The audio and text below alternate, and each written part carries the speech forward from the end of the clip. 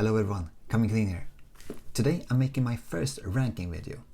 I thought that since I'm a high school science teacher, I'd put my master's degree in biology to good use, so in this video I'm ranking the Skylanders from Spyro's Adventure based on how realistic their design is. I hope you enjoy it.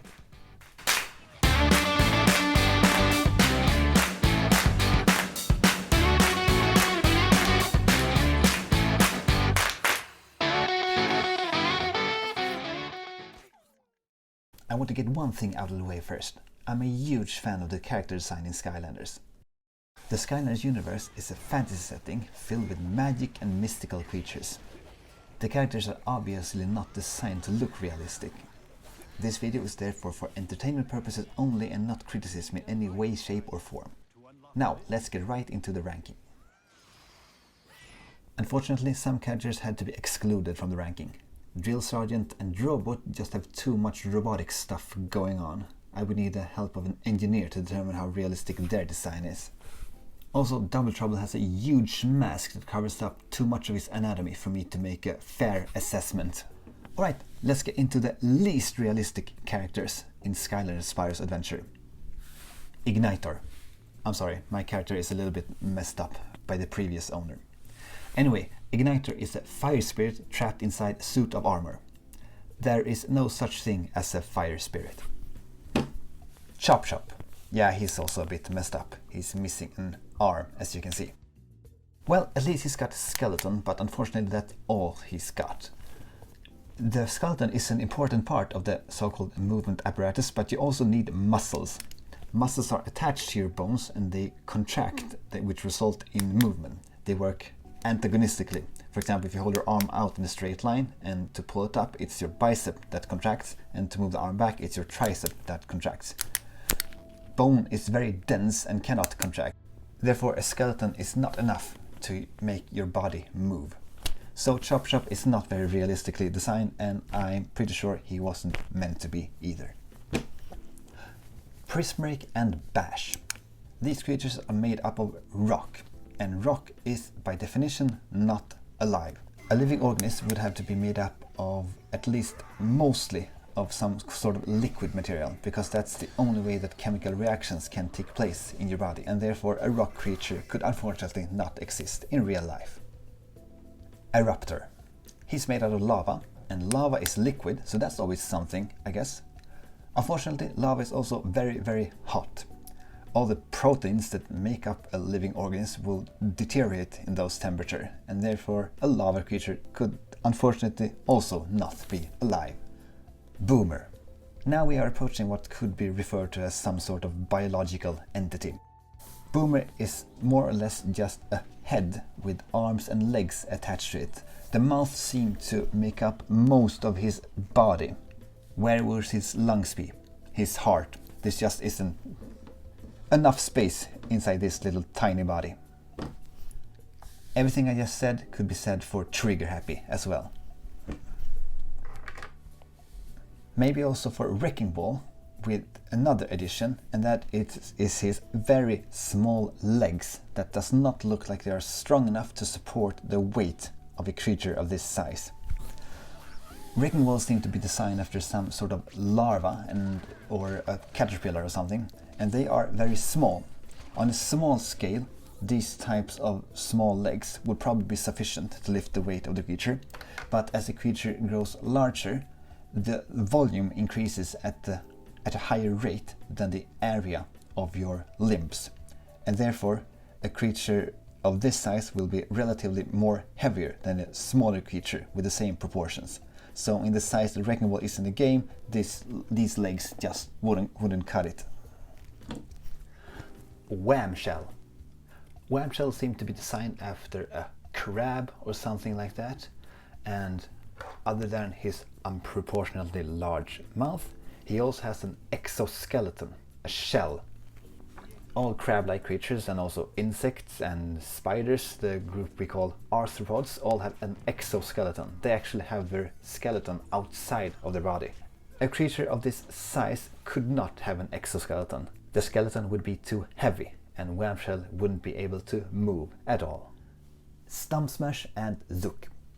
They look like they are some sort of sentient trees or animal-plant hybrids that are very common in fantasy actually, even since J.R.R. Tolkien invented the Ents in the middle of the 20th century.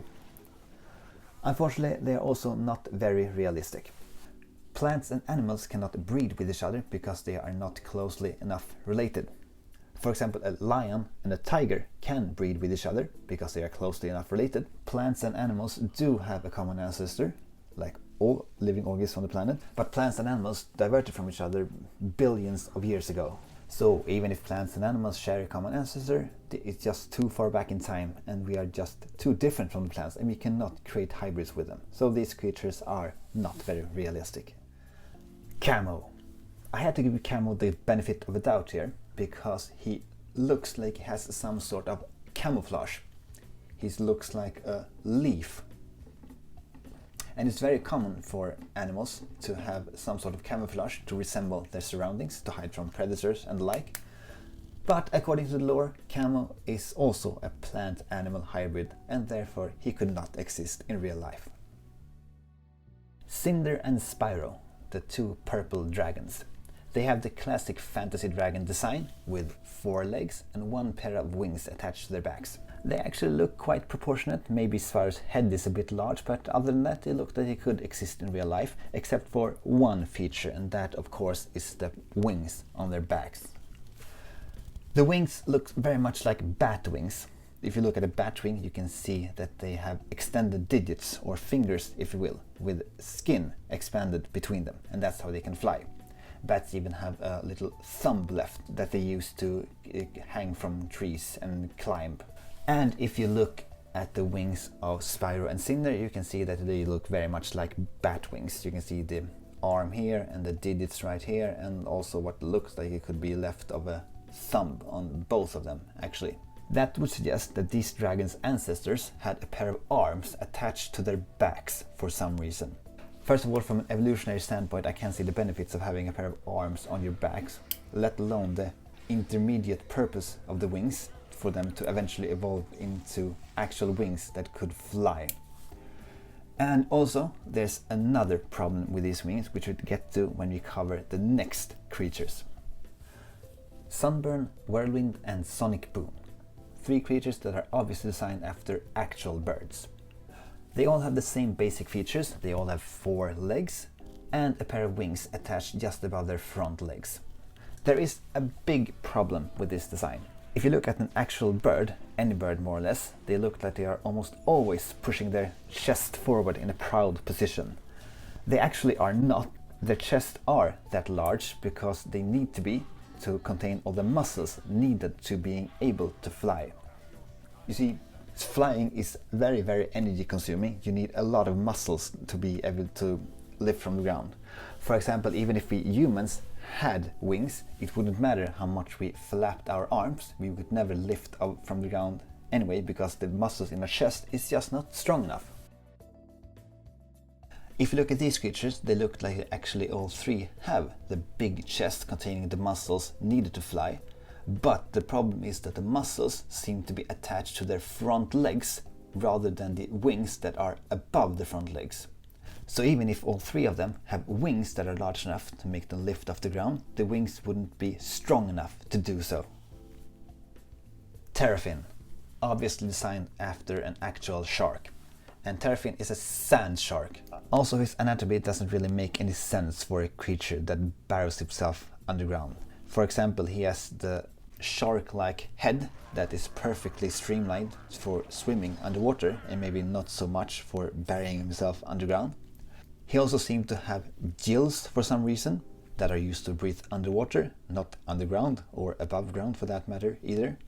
Also on his back he has a fin that is perfect to maintain your stability when swimming underwater and maybe not so much when burying underground. So Terafin is a cool design definitely, but not very realistic. Flameslinger, Stealth Elf and Hex, the 3 elf creatures. They look like they are designed pretty much after humans, and we know for a fact that humans exist, so that's something realistic at least. But there is a few problems with their design. For example, they all have an unproportionately large head, Take Stealth Elf for example. Her tiny neck does not look like it will be strong enough to support the weight of this head, so that is not very realistic. There's also one more problem that sounds like a small detail at first, but if you look at the eyes of these elves, well, you can't look at Flameslinger's eyes because he has his eyes covered, but if you look at Stealth Elf and Hex, you can see that their eyes are all white. If something is white, it would suggest that all light within the visible spectrum is reflected on that surface, because that's what turns something white, and it wouldn't make any sense for an eye to do so. An eye would need to absorb some light for an organism to be able to see. Take the human eye for example. We have a black dot in the middle of our eye, the pupil, and that's actually not a black dot, it's a hole straight into your eye. And the light travels through this hole and hits the optic nerve in the back of your eye, and that's partly what makes you being able to see something at all. A white eye therefore doesn't make any sense, because it would suggest that all light is reflected away from the eye, and if no light is absorbed by the eye, then these elves would not be able to see anything at all. Alright, now we actually have covered all the very non-realistic Skylanders, and we're moving on to the creatures that actually maybe could exist somewhere out there in the universe. And we begin with Slamban. Slamban seemed to be designed after a Yeti, at least according to the lore that's what he actually is. And he looks like a gorilla-like creature, quite proportionate, I would say, actually. There's a few problems with his design, I would have to say though. For example, only part of his body seemed to be covered in fur, which really doesn't make any sense to me for a creature living in a cold environment. Also, he has 4 arms. I don't have any real problem with this. I think that maybe the hand especially contains many complicated, intricate parts. Maybe it would put too much pressure on the brain of a creature this size, but then again, maybe not. Maybe some creatures could have 4 arms. But his arms seem to be obstruct very much of his peripheral vision. For example, if he would look left or right, his arms would be very much in the way, which doesn't make any sense for either a creature that is a predator or that is a prey. Warnado. He also looks quite proportionate, more or less like a turtle on Earth maybe, but there is a few features that is a bit peculiar. For example, he has big thorns on the back of his shell. This could make up a problem, because you see, when Papa Turtle and Mama Turtle makes baby turtles, then Papa Turtle mounts Mama Turtle on the back. I can see these thorns becoming a problem to make that happen. But then again, Warnado seemed to be a male creature in the game, so maybe the females of his species doesn't have all these thorns, and then it could work. And then we have one thing left that is a bit strange, and that would be his ears, or whatever this structure is. If you look closely, you can see that the ears seem to have 3 digits, for example, like the bat wing we discussed earlier. And it wouldn't really make any sense for an ear to have this, or whatever this structure is. I think they just added this feature to sort of emphasize the air element in Warnado. It's not a very realistic feature, I would have to say. But other than that, Warnado is quite realistic. Dinorang.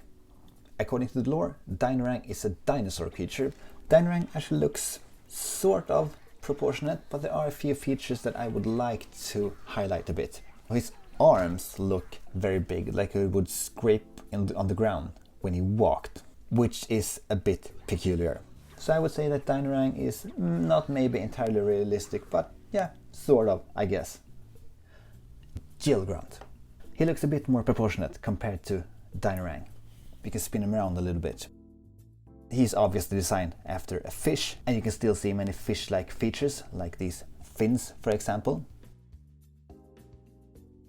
In the game, the species that Gilgrant belongs to, they seem to be living on both land and water, and then many of these features actually would make sense. So Gilgrant actually looks quite a bit what a fish that evolved to live partially on land actually would look like. And then we have one Skylander left, the Skylander that I think is the most realistic looking one. And that is Zap. And why did I put him at the number 1 spot? Well, firstly because his body looks very proportionate compared to the other Skylanders. The size of his limbs and the muscle on them and the size of his head look very proportionate to one another. When I said most realistic Skylanders though, I didn't necessarily mean actually realistic. There are a few features I would like to point out here. First, we can take a look at his feet. They seem to have some kind of suction cups on them, like those you would find on an octopus. I don't see how this could be beneficial for this type of creature. Actually, his feet look like they are not very suitable to walk on land and actually not very suitable to swim in water either. But in the game, Zap walks around on land and water, so this may be some sort of evolutionary compromise. The only big problem I have with Zap's design is these fin-like creatures on the back of his head and on his back here. They look like they are perfect for stability when swimming underwater, but on land they would not be as good. You can see they are very thin. A structure like that would most likely dry out very quickly, so it doesn't make any sense for a partially land-living creature to have those. But other than that, I would actually determine Zap to be the most realistically designed Skylander.